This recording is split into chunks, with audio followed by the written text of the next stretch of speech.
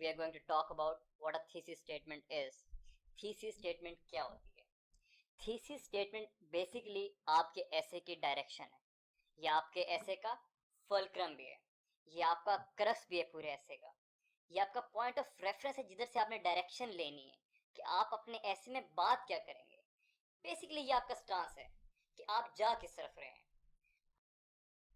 अगर कोई आपसे पूछे कि आप कहाँ जा रहे हैं, आपका घर किस तरफ है, तो आप कुछ डायरेक्शन देंगे कि मेरा घर इस तरफ है या मेरा घर इस तरफ है. तो बेसिकली ऐसे में भी अगर आपसे पूछे कि आपका ऐसे किस बारे में है, तो जो आप उसको जवाब देंगे कि मेरा ऐसे इस बारे में है या इस बारे में, तो वो बेसिकली आपका थीसिस स्टेटमेंट है. आसान अल्फाज में बात यही है कि एक ऐसी स्टेटमेंट, एक ऐसी लाइन जो कि ये शो करेगी कि आप मौकफ क्या इख्तियार कर रहे हैं, आपका पॉइंट ऑफ रेफरेंस क्या है. अगर आपसे क्वेश्चन पूछा गया है तो उस पर एक से ज्यादा आंसर बन सकते हैं, आपका उसमें आंसर क्या है, आप कहना क्या चाहते हैं. अगर एक क्वेश्चन पूछा गया किसी से तो ऑब्वियसली उस पर ऐसा होगा कि किसी का उस पर एक तरह का मौकफ होगा, किसी का उस पर दूसरी तरह का मौकफ होगा. अगर मैं आपसे पूछूं कि क्या आप ये समझते हैं कि सीपेक के होते हुए चाइना पाकिस्तान को ओवरटेक कर लेगा, क्या चाइना पाकिस्तान को एक उसी तरह जिस तरह ईस्ट इंडिया कंपनी थी उस तरह ओवरटेक कर लेगा. अब इस पे कुछ लोग कहेंगे कि कर लेगा और कुछ लोग कहेंगे कि नहीं ऐसा नहीं, चाइना हमारा दोस्त है. तो डिफरेंट मौकफ है इस पे. तो यही बात है इस पे एग्जामिनर को ये बताने के लिए कि मेरा ऐसे किस बारे में है और इसमें मैं बात किस तरह से करूंगा, मैं कहना क्या चाहता हूँ. हम एक लाइन लिखते हैं जिसे हम थीसिस स्टेटमेंट कहते हैं. तो वो बेसिकली लाइन जो आपका शो कर देती है कि आप जाना किस तरफ चाहते हैं और एग्जामिनर के लिए आसानी हो जाती है. और हमारा बेसिकली एम यही है कि एग्जामिनर के लिए मैक्सिमम आसानी करें हम. अगर एग्जामिनर के लिए आसानी करेंगे तो एग्जामिनर खुश होगा, एग्जामिनर खुश होगा तो उसका मूड अच्छा होगा, मूड अच्छा होगा तो वो हमें नंबर ज़्यादा देगा. तो बेसिकली बात यही है कि हमने सबसे पहले ये जान लिया कि थीसिस स्टेटमेंट है क्या चीज़. अब थीसिस स्टेटमेंट आप ठीक लिखेंगे तो आपका ऐसे पास हो जाएगा, और अगर आप गलत लिखेंगे तो आपका ऐसे गलत हो जाएगा. ऐसा नहीं हो सकता कि आप थीसिस स्टेटमेंट गलत लिख दें और आप ऐसे सारा ठीक लिख दें. हो सकता है उसने सिर्फ पढ़नी ही थीसिस स्टेटमेंट एग्जामिनर ने, आप थीसिस स्टेटमेंट को आप गलत लिख देते हैं तो आप फिर ऑब्वियसली आपने उसको जो प्रूव करने के लिए आर्ग्यूमेंट देने हैं सारे, अपने जो लॉजिक देने हैं, जो आपने एविडेंस देना है, वो भी सब कुछ गलत हो जाएगा. तो आपने जो अपना थीसिस स्टेटमेंट बनाना है, जब टॉपिक आपके सामने आएगा, ये क्वेश्चन आपके सामने आएगा, जिस तरह का भी ऐसे का टॉपिक आ जाता है, आप उसको देख के एक मौकफ इख्तियार करेंगे. और वो मौकफ आपका इस तरह का होना चाहिए जो आप वाकई कन्विंस्ड हैं, जिसके पास आपके पास डाटा है जिस बारे में, ताकि फिर आप वो मौकफ इख्तियार कर सकें और फिर आप उस डायरेक्शन पे थीसिस स्टेटमेंट बनाएं और फिर एक अच्छी थीसिस स्टेटमेंट बनाएं ताकि एग्जामिनर आपको पास करने के चांसेस बढ़ते जाएं. तो थीसिस स्टेटमेंट का ठीक होना बहुत ज़रूरी है. अगर आप ये समझते हैं कि थीसिस स्टेटमेंट पर मेहनत ना करके भी आप ऐसे ठीक कर लेंगे तो ये गलत बात है. सबसे पहले हमने थीसिस स्टेटमेंट से ही स्टार्ट करना है. जब टॉपिक देखते हैं तो आप ब्रेनस्टॉर्म करते हैं किस चीज़ के ऊपर, अपने थीसिस स्टेटमेंट के ऊपर ब्रेनस्टॉर्म करते हैं. अगर आप ब्रेनस्टॉर्म किसी गलत थीसिस स्टेटमेंट पे करेंगे तो आपको एविडेंस भी सारे गलत आएंगे. तो बेसिकली थीसिस स्टेटमेंट हमने जान लिया कि होती क्या है, क्यों ज़रूरी है, और अब हमने ये जानना है कि थीसिस स्टेटमेंट बनती किस तरह से है. थीसिस स्टेटमेंट के कोई पेट रूल नहीं है कि मैं आपको बता दूं कि ये इस तरह से है, आप ये इस तरह कर लेंगे तो ये थीसिस स्टेटमेंट एक बन जाएगी. क्योंकि हर बंदे का उस पर एक डिफरेंट, मुझे ये भी नहीं पता और आपको भी ये नहीं पता कि टॉपिक क्या आएगा पेपर में, और हमें नहीं पता. तो हमने एक पैटर्न सीख लेना है कि थीसिस स्टेटमेंट में चीज़ें क्या क्या ज़रूरी होनी चाहिए. उसके बाद आपके अपने ऊपर है, ये एक ओपन कैनवस है जिस पे आप प्ले कर सकते हैं. आप एक से ज्यादा तरह से थीसिस स्टेटमेंट बना सकते हैं, हर बंदे की डिफरेंट होगी. किसी भी दो लोगों की थीसिस स्टेटमेंट ठीक एक जैसी हो ही नहीं सकती. अगर तो एक ही थीसिस स्टेटमेंट ठीक हो फिर तो ऐसे में बंदा एक ही पास करना चाहिए, लेकिन यहाँ तो 300 से ज्यादा लोग पास कर जाते हैं. तो हर बंदे के डिफरेंट स्टाइल्स होते हैं लिखने के. तो एक सेफ जो अप्रोच है, जो उसके बेसिक एलिमेंट्स हैं जो एक थीसिस स्टेटमेंट में होने चाहिए, उसमें यह है कि आपका थीसिस आइडियली एक सेंटेंस का होना चाहिए, उसमें एक से ज्यादा जुमला नहीं होना चाहिए. आपका अगर बहुत कोई अशद जरूरत पड़ जाए तो आप दो जुमले का बना सकते हैं, लेकिन आइडियली स्पीकिंग आपके थीसिस में सिर्फ एक जुमला होना चाहिए. और वो जुमला कैसा होना चाहिए, वो जुमला आपकी बाकी की राइटिंग से स्टैंड आउट करना चाहिए, वो क्रिस्प होना चाहिए कि जब आप उसको लेंगे तो आपको पता चल जाएगा कि यार, आपको पढ़ेंगे कि यार ये बात है जो ये बंदा इस ऐसे में करना चाह रहा है, वो बात गलत हो ही नहीं सकती. फिर ब्रॉड मैंने क्यों लिखा है, ब्रॉड होना क्यों जरूरी है थीसिस स्टेटमेंट का? क्योंकि एफपीएससी ने हमें कहा है कि हमने 2500 अल्फाज का एक ऐसे लिखना है, और हमने ये इस पे कंसेंसस किया कि हमने कम से कम 2000 से ऊपर जाना ही जाना है। अब 3 घंटे में अपने 2000 से ऊपर जाना है, और अगर आप थीसिस स्टेटमेंट इस तरह का क्लोज एंडेड किस्म का लिखते हैं कि जिसपे ज्यादा बड़ी बात ना की जा सके, तो आपके पास उसके अल्फाज पूरे करना बहुत मुश्किल हो जाएगा। तो ब्रॉड करने का ये मतलब है कि हम इस तरह से बात करेंगे कि जिसमें both sides of the coin हमें पता चलेंगे, हमें दोनों साइड्स का मौका पता चलेगा कि यार ये इस पे एक ये ओपिनियन है और इस पे एक ये ओपिनियन है, लेकिन मैं ये समझता हूँ कि ये मेरा ओपिनियन है। तो हम दोनों चीजें दिखाएंगे और फिर एक चीज को प्रूव करेंगे। तो इसलिए हमने एक ब्रॉड सा थीसिस स्टेटमेंट बनाना है, जो कि मैं आगे जाके आपको एग्जांपल्स भी बताऊंगा कि किस तरह से बनाया जा सकता है। तो थीसिस स्टेटमेंट लिखने की अप्रोचेस, डिफरेंट अप्रोचेस हैं। हम उन एलिमेंट्स की मदद से हम काफ़ी सारे हम डिफरेंट अप्रोचेस के थ्रू हम अपनी थीसिस स्टेटमेंट बना सकते हैं। उसमें एक तो ये है टॉपिक, अब क्योंकि हमें पता नहीं कि क्या टॉपिक पेपर में आने वाला है, वहाँ पे 10 टॉपिक्स होते हैं, उनमें से आपने एक पे ऐसे करना होता है, तो डिफरेंट टॉपिक्स होंगे। कोई शायद पॉलिटिकल इशू हो, सोशल इशू, इकोनॉमिक इशू हो, डोमेस्टिक इशू हो, हमें नहीं पता। तो किसी भी तरह का हो सकता है। तो उसमें शायद कोई ऐसा टॉपिक हो कि जिसमें हम कॉज इफेक्ट रिलेशनशिप के ऊपर एक थीसिस स्टेटमेंट बना सकते हैं। हम ये बता दें कि ड्यू टू दिस कॉज ये इसके इफेक्ट हो जाते हैं। ठीक है, थीसिस स्टेटमेंट ये बात हो सकती है जो कि आप शो कर दे कि आप ऐसे में क्या बात करेंगे, आप कॉजेज की बात करेंगे और इफेक्ट्स की बात करेंगे। फिर थीसिस स्टेटमेंट और किस तरह की हो सकती है, थीसिस स्टेटमेंट और प्रॉब्लम और सोल्यूशन की हो सकती है कि yes we are facing these problems but there are solutions to it as well. तो बिल्कुल प्रॉब्लम और सोल्यूशन की भी बन सकती है। फिर डायरेक्ट और क्लोज एंडेड भी बन सकती है। फॉर एग्जाम्पल कोई ऐसा टॉपिक आ जाता है कि जिसपे आपके पास बहुत ज्यादा डाटा है, आप वेरी वेल रेड, आप उस बारे में बहुत वेल रेड हैं, और आपके पास आपको लगता है कि आप उसके 25 अल्फाज पूरे कर सकते हैं, तो आपकी ब्रॉड थीसिस स्टेटमेंट बनाने की जरूरत नहीं है। आप अपने पॉइंट की ही बात करें सिर्फ, और उसके ऊपर अपने अल्फाज पूरे कर दें, तो आप डायरेक्ट और क्लोज एंडेड भी बना सकते हैं, बिल्कुल बन सकते हैं। फिर एक और है जो सबसे प्रेफर की जाती है, वो ये है कि आप ओपन और ब्रॉड कैनवस। ब्रॉड कैनवस का यही मतलब है जो मैंने अभी आपको पहले भी बताया है, कि आप एक ऐसी थीसिस स्टेटमेंट बनाएं जिधर आपको तस्वीर के दो पहलू मिले, two sides of a coin आपको मिले। आप दोनों साइड का बता दें कि इस पे दो ओपिनियंस हैं, ये दो से ज्यादा ओपिनियन है, इस पे कुछ लोग ये कहते हैं, कुछ ये कहते हैं, कुछ ये कहते हैं, मैं ये समझता हूँ और मैं ये इस वजह से समझता हूँ, इसीलिए मेरी बात ठीक है। तो और ऐसे का तो मतलब ही ये है कि हमने एक ऐसा आर्गुमेंट देना है जिससे हम अपना टॉपिक को प्रूव कर दें, हम जो हमने मौका लिया हम उसको प्रूव कर दें। ऐसे का तो मतलब ही ये है।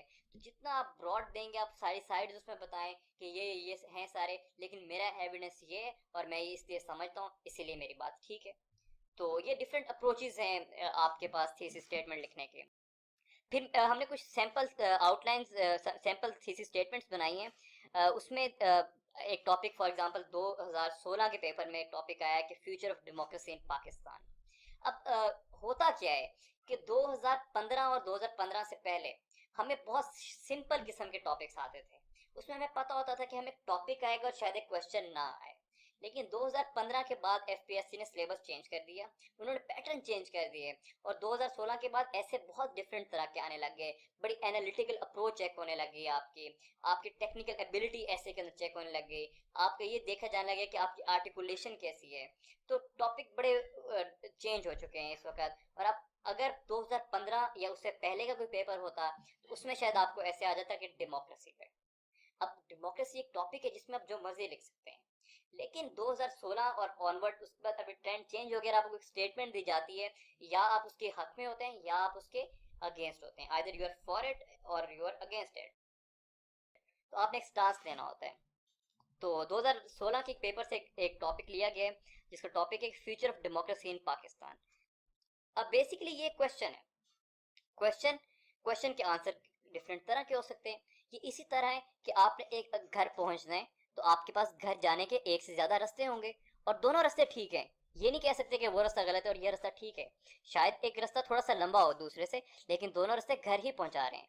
इसी तरह एक ऐसा क्वेश्चन जिसके आपको एक से ज्यादा आंसर मिल सकते हैं, तो बिल्कुल मिल सकते हैं। आप यहाँ से भी उसको, आप अगर जो भी आप बात करेंगे, आप ये समझते हैं कि मेरा ये आर्गुमेंट है, वो भी ठीक हो सकता है, और आप समझते हैं कि नहीं मेरा ये आर्गुमेंट है, वो भी ठीक हो सकता है। आइदर या आप समझेंगे कि future of democracy in Pakistan is bright, कुछ लोग ये समझेंगे कि समझते हैं कि अब डेमोक्रेसी फ्लरिश करेगी, वो भी ठीक है अगर उस बात को प्रूव कर देते हैं। कुछ लोग ये समझेंगे कि नहीं, future of democracy in Pakistan is bleak, तो वो अगर इस बात को प्रूव कर देते हैं विद एविडेंस तो वो भी बिल्कुल ठीक बात है। और कुछ लोग ऐसे भी होंगे जो समझते हैं कि नहीं, अभी हम ये डिसाइड कर ही नहीं सकते क्योंकि we are in very early stages of democracy, अभी हमें सिर्फ 10-12 साल हुए हैं डेमोक्रेसी को चलता देखते हुए, it's too early to. Statement का फायदा सबसे बड़ा क्या होता है कि आपके पास ज्यादा जगह मिल जाती है, आप एक केज में बंद नहीं होते। तो इसमें अब आप क्या बात कर सकते हैं, आपका एक हेड ये भी बन सकता है कि yes, we have had a chequered past, और चेकर्ड पास्ट हमारा क्यों रहा है। अब आपके एक हेड बन जाएगा, उसके अंदर आप डिफरेंट चीजें लिख देंगे कि हमारा चेकर्ड पास्ट इस वजह से रहा है। फिर आप बात करेंगे अगले हेड में कि सर्टन रिसेंट डेवलपमेंट्स क्या हुई हैं, तो आप कुछ समझते होंगे कि आजकल कुछ ऐसा हो गया है, जिसकी वजह से आप फिर अगले तीसरा हेड आपका बन जाएगा कि आप फ्यूचर क्यों ब्राइट देखते हैं। फिर आप उन लॉजिकल रीजन जो आपने सर्टन रिसेंट डेवलपमेंट्स को कहा है, आप कहते हैं उनको देखते हुए हम प्रेजेंट के प्रिज्म से हम फ्यूचर को प्रिडिक्ट कर सकते हैं, इस तरह की बात कर सकते हैं। तो मेरे पास एक ब्रॉड कैनवस आ गया जिसमें पास्ट की एग्जांपल देते हुए, पास्ट में वो चीजें थी, प्रेजेंट में वो चीजें कम हो गई हैं, इसलिए मैं समझता हूँ कि फ्यूचर में वो चीजें किंग आउट हो जाएंगे, democracy will eventually flourish and it will sustain itself. तो ये एक बेहतर थीसिस स्टेटमेंट है। तो ये आपको मैंने एग्जांपल दी है, इस पे डिफरेंट तरह की आपकी हो सकती है। कोई बंदा इस पे ये भी बिल्कुल बना सकता है कि वो कहे कि नहीं, मैं भी यही समझता हूँ कि ब्लीक है because certain recent development show otherwise, तो वो भी बिल्कुल ठीक है। बेसिकली आप जो भी समझते हैं आपने उसे प्रूव करना है। तो थीसिस स्टेटमेंट का आपको एक मैंने रफ सा एक स्केच दे दिया। इसमें मैंने क्या किया, इसमें मैंने एक जरूरी काम किया है। वो जरूरी काम क्या है, वो जरूरी काम ये है कि इसमें मैंने ऑल्दो का वर्ड लगाया है, और इसमें मैंने हाउ एवर का वर्ड लगाया है। ऑल्दो और हाउ एवर जब भी एक जुमले में इकट्ठा आते हैं तो ये शो करता है, कॉन्ट्रास्ट शो करता है कि इसमें दो तरह की बातें की गई होंगी। जैसे मैंने पहले कहा था, two sides of a coin, एक पिक्चर के दो पहलू। तो अब एग्जामिनर को पढ़ते ही पता चल जाएगा कि इस बॉय ने दोनों, इस लड़के ने, इस एस्पायरेंट ने दोनों साइड्स की बात की है। ऑल्दो भी कह दिया और हाउएवर भी कह दिया। जब ऑल्दो कह के आप हाउएवर कहते हैं तो ऑब्वियसली आपकी इंक्लिनेशन किसी एक तरफ होती है। आपने उसमें बता दिया कि माजी में ये मसले हैं लेकिन मैं अभी ये समझता हूँ, तो बाद वाले पार्ट पे आपका ज्यादा फोकस है, उससे पता चल गया कि आपका थीसिस क्या है, आपका फलक्रम क्या है, आपकी डायरेक्शन क्या है। तो एक ये हमारे पास सैंपल आउटलाइन हो गई। फिर एक और सैंपल आउटलाइन है 2017 के पेपर में, climate change is a myth. ये एक क्वेश्चन है बिल्कुल। अब अगर ये कोई पास्ट का पेपर होता, तो 2015 से पहले का कोई अगर पेपर होता, तो उसमें क्या होता, किस तरह से आता, उसमें शायद सिर्फ आ जाता क्लाइमेट चेंज, या फिर सिर्फ टॉपिक आ जाता है ग्लोबल वार्मिंग। तो वो लिखना बहुत आसान था, सिर्फ एक टॉपिक था जिसपे आपने सिर्फ डाटा एक्सपोजिशन की फॉर्म में सिर्फ फैक्ट स्टेट कर देने थे। आपने डेफिनेशंस लिखने थे, कॉजेज लिखने थे, इफेक्ट्स लिखने थे, और आपने सोल्यूशन लिख देना था। लेकिन अब गेम बहुत चेंज हो गई है, अब सीएसएस की गेम बिल्कुल डिफरेंट हो गई है, बहुत एनालिटिकल अप्रोच इन्वॉल्व हो गई है। तो अब टॉपिक किस तरह आया हमें, climate change is a myth. अब एक स्टेटमेंट दे दी है, either you can go for it और you can go against it.